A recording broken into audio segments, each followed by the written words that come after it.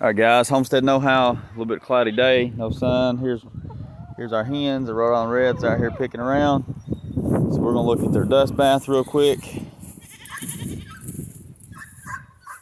There's a spot we tilled. Of course, right now it's muddy, but you can tell where they've already been over here scratching and stuff. You can look close. Hey, girls, what are you doing, huh? What you doing, girls? Huh?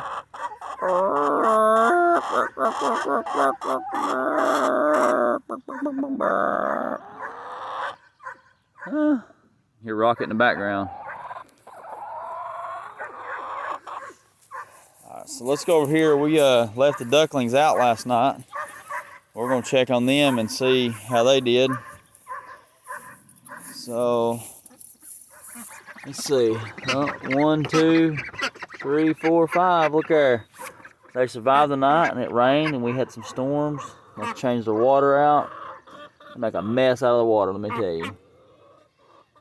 And of course, we'll slide the chicken/duck brood around. Put the board on top, just give them a little bit extra protection last night. Of course, we had the heat lamp going, and I moved the modified rabbit hutch to chicken tractor slash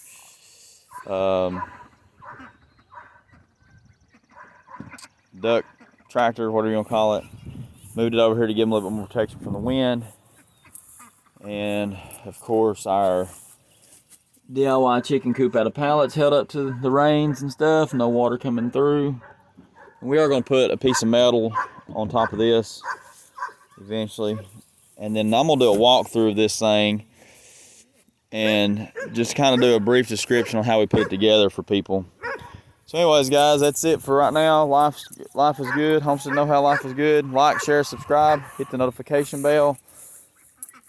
And we hope y'all have a blessed day.